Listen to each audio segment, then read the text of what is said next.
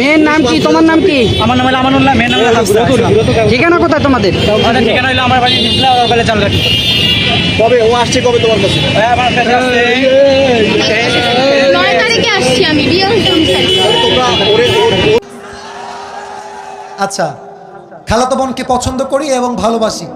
আমার খালাতো বোন আমাকে ভালোবাসে না, ভালোবাসে নাকি আমি জানি না, কিন্তু মাঝে মাঝে আমার খালাতো বোনের সাথে কথা বলি এবং আমি আমার খালাতো বোনকে বিয়ের প্রস্তাব দিয়েছি। আমার জানা মতে মাশাআল্লাহ, কে বললো রে, তুই নাকি রে? আচ্ছা বাবুরা, আমি আমার খালাতো বোনকে বিয়ের প্রস্তাব দিয়েছি। আমার জানা মতে খালাদের ফ্যামিলির সবাই আমাকে পছন্দ করে। আচ্ছা, খালু আমাকে পছন্দ করেন না।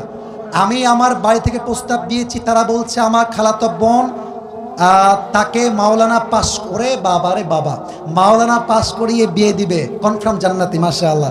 আমি তো চাচ্ছিলাম এখনই বিয়ে করি। আমার জানা মতে আমার খালাতো বোন রাজি। এখন মূল কথা হচ্ছে সে কি করবে, এই হচ্ছে তার মূল প্রশ্ন। সে আদৌ বিয়ে করবে নাকি করবে না। Even the most interesting matter is সে তার বয়স, ঠিকানা, কয় নাম্বার সন্তান, তার বয়স কত, মেয়ের বয়স কত, 14 গোষ্ঠী লিখে রেখে দিয়েছে এখানে।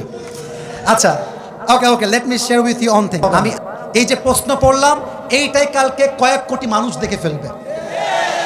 তার মানে বাঙালি ভালো জিনিস খায় না, যত আউল ফাউল সব বাঙালিরা খায়, ঠিক না বলে? তবে যেহেতু সে প্রশ্ন করেছে, উত্তর দিচ্ছি।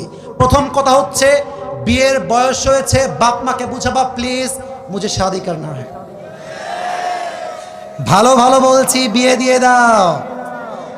নয়তো যদি না মানো, যদি আমি দেখি আমার চরিত্র নষ্ট হচ্ছে দিন দিন, আমি সবাইকে বলবো বিয়ের জন্য যদি বাপ মা রাজি না হয়, নিজে বিয়ে করবা, পরে গিয়ে বাপ মাকে বলবা বিয়ে করে ফেলেছি, যা করতে চাও করো, আই ডোন্ট কেয়ার।